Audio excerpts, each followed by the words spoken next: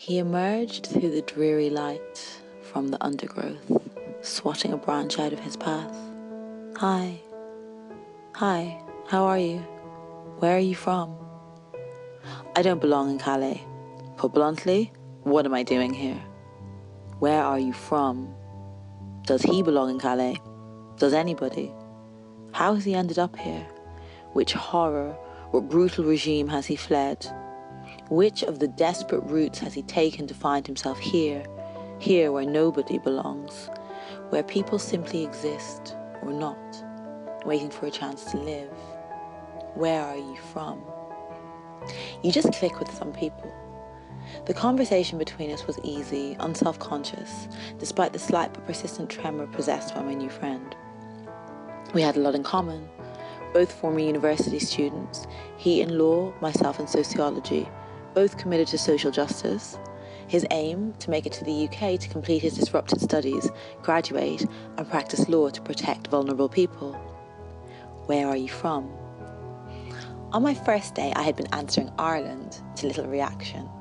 But after a couple of hours, I started to reply Nigeria, which changed everything.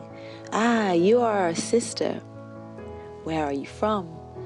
You look Habesha, or you look Sudanese. Despite having reached Europe, many I spoke to simply did not feel at home in France, in large part because they do not speak the language.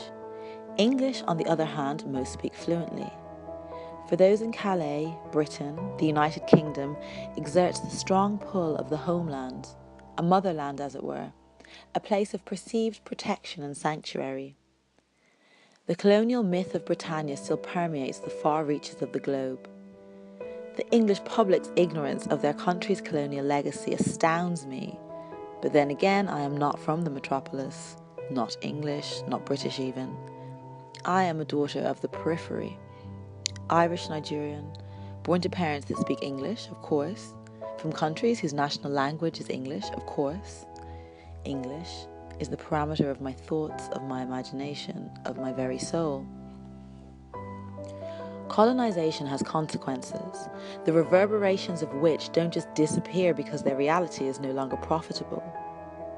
Britain's colonial conquests were presented as the errant black and brown children of a paternalistic benefactor.